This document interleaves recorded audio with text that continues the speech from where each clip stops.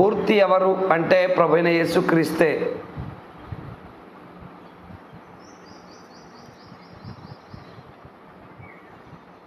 కత్తి పట్టుకున్నవాడు కత్తితోనే మరణిస్తాడు. అందువల్ల ఆయుధము అన్నిటికీ పరిష్కారం కాదు. ప్రేమ, సహనము, దీర్ఘశాంతముతోనే మనం ఏదైనా సాధించాలి అనే విధానము గాంధీ గారు అవలంబించారు. హింసకు బదులు అహింస, ద్వేషానికి బదులు ప్రేమ.